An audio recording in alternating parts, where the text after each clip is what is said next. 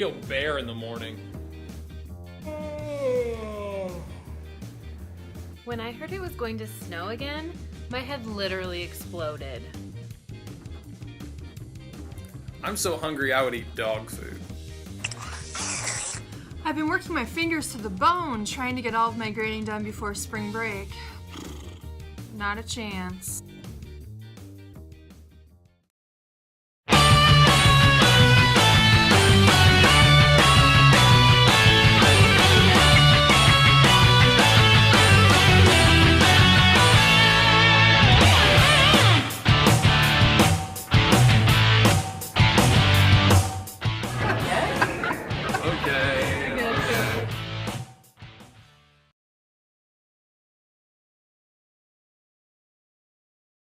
Hyperbole is a figure of speech in which the truth is exaggerated for the sake of emphasis.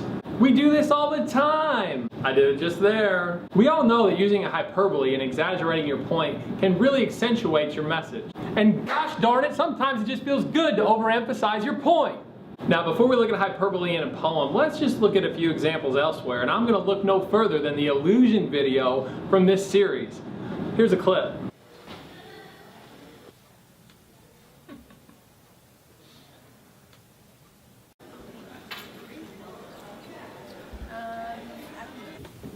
Hey, Mr. Easton, I'm so excited about the new large group you have planned for tomorrow. Oh, yeah, I've been looking forward to it all week. Yeah, about that large group. You know, my kids, gosh, they've just been driving me crazy this week, and, you know, people just coming in and asking questions every open mod, and it's just driving me, I'm not quite ready yet. Seriously? You're killing me, Smalls.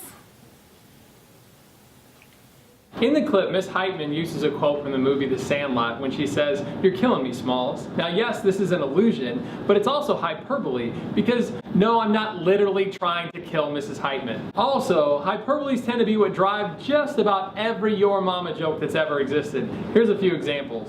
Your mama's so smelly that when she walks by the bathroom door, the toilet flushes itself. Your mama's so smelly that she made right guard turn left, made secret tell it all, and made speed stick slow down. Your mama's so smelly that when she played in a sandbox, a cat came along and buried her. Your mama is so smelly that the only diss I want to give her is a disinfectant. Now, all of these jokes are an example of a hyperbole, and it's the emphasis in each joke that's placed on the overstatement or the exaggeration that really makes it humorous. In literature and in song, writers use hyperbole for more than just cheap jokes. The exaggeration can add tremendous depth to the reader's understanding of what the author is trying to get across because that exaggeration is not held to literal one-to-one comparisons. Now, oftentimes in poetry, we see hyperbole used when it comes to the topic of love. Here's an example in a poem from W.H. Auden entitled, "As I Walked Out One Evening." We'll read an excerpt here loaded with examples of hyperbole. Look for those as we read. "I love you, dear, I love you, till China and Africa meet. And the river jumps over the mountain, and the salmon sing in the street." Now in this stanza, the exaggeration throughout is about the extent of the speaker's love. The first hyperbole claims that the love would last until the physical makeup of the world changes, which would certainly take a long time for continents to collide. The same idea is carried through the second hyperbole, as a river would never flow up and over a mountain, especially in a way that would look like it jumped over. Lastly, Auden writes that his love will last until fish sing in the streets, which, let's be honest, is a little weird for a romantic hyperbole. Yo, WH, bro, just telling you, no woman is feeling that hyperbole. Just saying. What Auden seems to be going for here, though, is this. He stacks these hyperboles in a way that builds from something that won't happen for an unfathomably long time to something that defies the laws of nature to something that is downright ridiculous, and says that his love will last until all three of these anomalies happen. So he's set on loving her forever. But it's not poetic and memorable when you say it like that. That's it for the lesson. Let's go to the recap.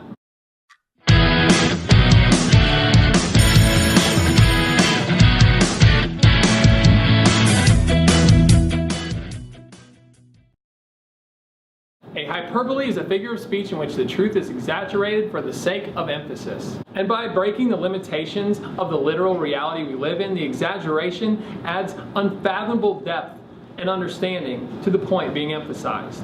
Happy hyperbole hunting.